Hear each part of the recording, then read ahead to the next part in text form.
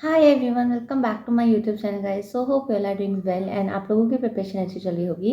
So this video is regarding my SBI clerk mains. और मेरा SBI clerk mains कब है?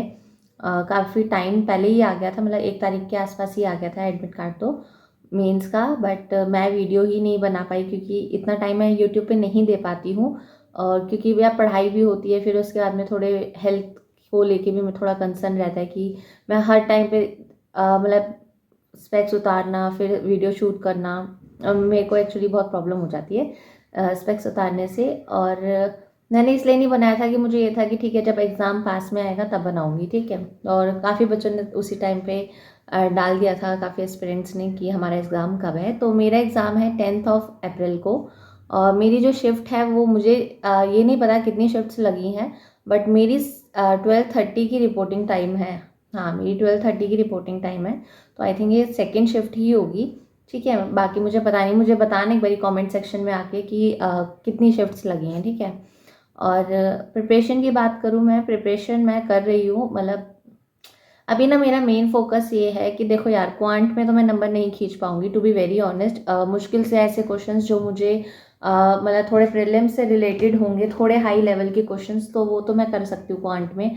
अदरवाइज क्वांट मेरे से मतलब ना के बराबर है, ठीक है। और फिर बात करते हैं रीजनिंग की। रीजनिंग में मेरे कुछ कॉन्सेप्ट क्लियर हैं रीजनिंग में मेंस के। तो मैं कोशिश करूंगी कि वो कर सकूं। जैसे इनपुट आउटपुट है कि मतलब मैं पैटर्न पहचान जाती हूँ, मतलब मैंने प्रैक्टिस इतनी करी है कि मैं पैटर्न पहचान सकती हूँ इनपुट आउटपुट का। मतलब बाकी पता नहीं कैसी कोडिंग आ जाए वहाँ पे उस टाइम पे, कैसी मशीन इनपुट आउटपुट आ जाए। और रिवर्स एलॉग्स मैंने थोड़ा बहुत कर रखा है, तो मुझे उसका आइडिया है। और टू बी वेरी ऑनेस्ट मैं एंड टाइम पे यही कहूँगी कि पजल्स की प्रैक्टिस ज़्यादा मत करना। मैंने तो पहले भी नहीं करी थी, अभी भी नहीं करी मेंस की पजल्स की, क्योंकि यू नेवर नो कि पजल्स किस लेवल की आ जाए। देखो अगर पीओ लेवल के थोड़े से ऊपर तक की आएगी तो समझ में आता है कि आप क्वेश्चन सॉल्व कर सकते हो, थोड़ा उसमें टाइम इन्वेस्ट कर सकते हो। Otherwise there is no point to invest the time in puzzles, ठीक है। तो बाकी कोशिश करना मिसलिनियस से ही नंबर गेन हो जाए, तो मैं तो वही कोशिश करने वाली हूँ। All about English. English is never be a prelims और mains, English always be a English, ठीक है। तो इंग्लिश में तो ये है कि आपके कॉन्सेप्ट जितने अच्छे क्लियर होंगे, जितनी आपने अच्छी प्रैक्टिस कर रखी होगी, उतना ही आप लोग उसको दे सकते हो, ठीक है। About GA and current affairs, उसमें मेरा ऐसे ही चल रहा है। देखो मैं सिर्फ लास्ट के 3 मंथ्स कर रही हूँ थोड़े ढंग से, अदरवाइज मैं उससे पहले नहीं जा रही। अगर ऐसा कुछ आता है उससे पहले का, तो मॉक्स वगैरह में ये जो क्वेश्चंस आएंगे उन्हीं को प्रैक्टिस कर रही हूँ। अदरवाइज मैं सेपरेटली ना करंट अफेयर्स कर रही हूँ और ना ही मैं बैंकिंग अवेयरनेस कर रही हूँ जनवरी से पहले की। तो मैंने जनवरी फरवरी मार्च थोड़ा ढंग से करा है बैंकिंग अवेयरनेस को लेके। मैंने करंट अफेयर भी वहाँ से इतना अच्छा नहीं करा। मुझे सिर्फ ये है कि मेरा बैंकिंग अवेयरनेस मेरा थोड़ा क्लियर रहना चाहिए, क्योंकि बैंक से रिलेटेड क्वेश्चन ज़्यादा आते हैं। आप मॉक्स दोगे तो आपको you will get to know कि जो उसमें क्वेश्चंस आ रहे हैं वो लेटेस्ट बैंक से रिलेटेड ही आ रहे हैं, जो मतलब मॉनेटरी पॉलिसीज हो या फिर जो भी आपके एमओयू वगैरह हो, या जो भी अब तक न्यूज़ में रहा है लेटेस्ट, तो उसी से रिलेटेड क्वेश्चन आ रहे हैं। तो टू बी मैं यही कहूँगी कि आप फोकस ज़्यादा बैंकिंग अवेयरनेस पे करो, ठीक है। तो मेरा मानना इतना है कि लास्ट के 3 मंथ्स थोड़े ढंग से हो जाएंगे तो ज़्यादा बेटर है।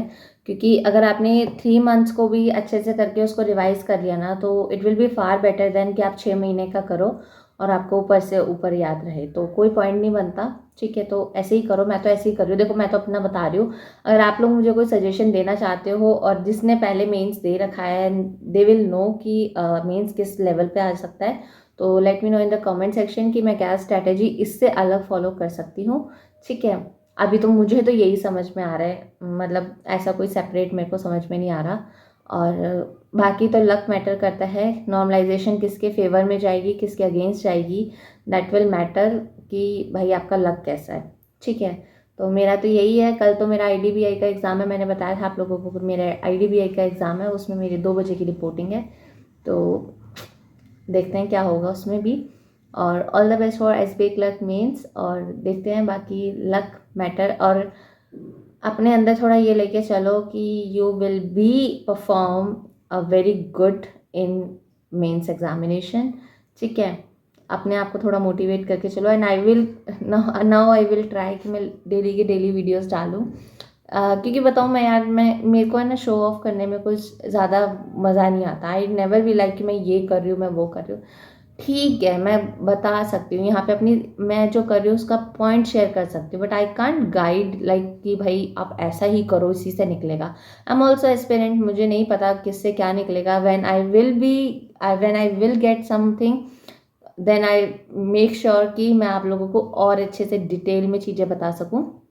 और अभी भी जिनका भी IBPS पी और IBPS क्लर्क का एग्ज़ाम क्लियर हो गए finally, they will get a job and congratulations to all of you जिनका भी हो गया।